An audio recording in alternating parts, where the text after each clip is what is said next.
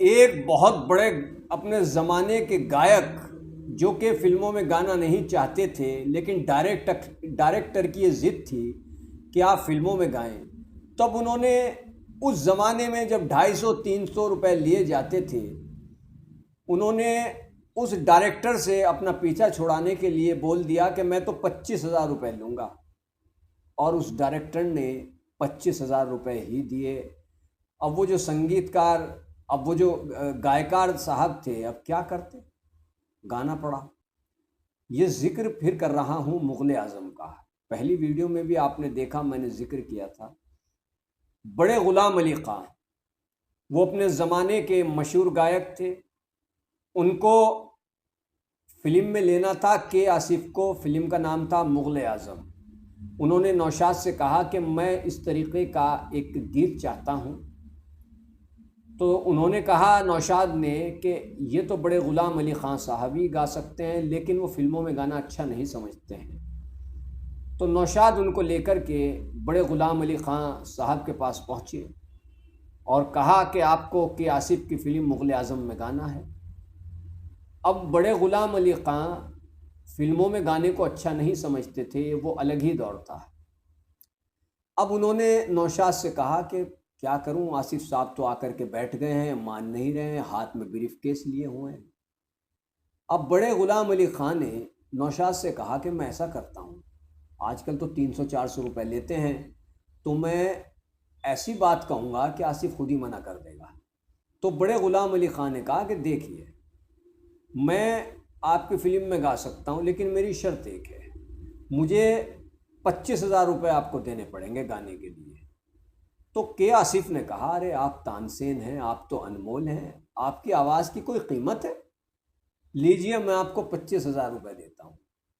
आसिफ ने निकाल करके सूटकेस से अटैची जो भी ले रहे थे वो ब्रीफ केस, उसमें से निकाल करके 25,000 रुपये फ़ौरन बड़े ग़ुलाम अली ख़ां को दे दिए। अब पैसा सामने, तो ग़ुलाम अली ख़ां साहब को भी लालच आ गया, क्योंकि एक तो ज़बानी बात हो, एक पैसा आपके सामने हो, उनको भी लालच आ गया, तो मना नहीं कर सके। और फिर उन्होंने उस फिल्म में जो आसिफ ने बताया था वो गीत गाया।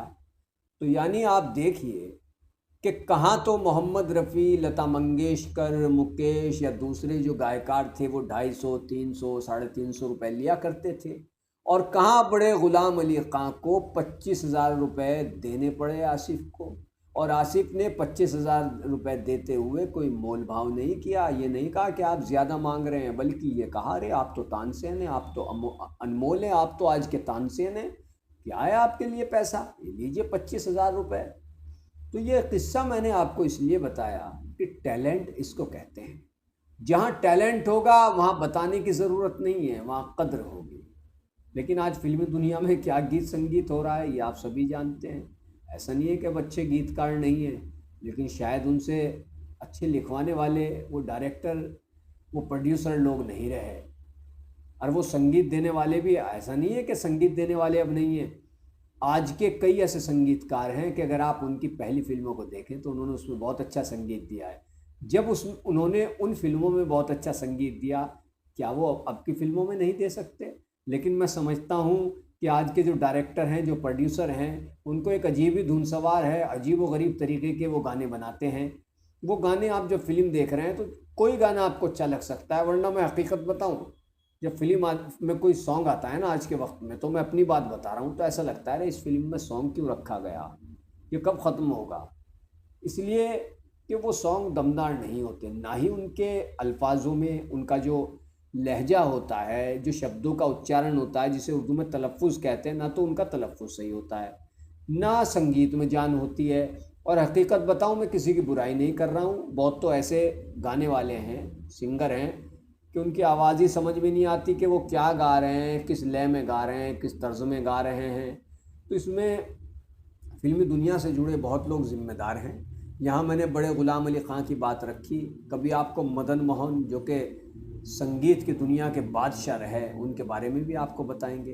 अगर आपको हमारी ये स्टोरियाँ, फिल्मी बातें पसंद आती हैं, वैसे मैंने देखा है जो मैंने पूर्व में वीडियो बनाई हैं उनको आपने पसंद किया है और काफ़ी अच्छे उन पर व्यूज़ आए हैं।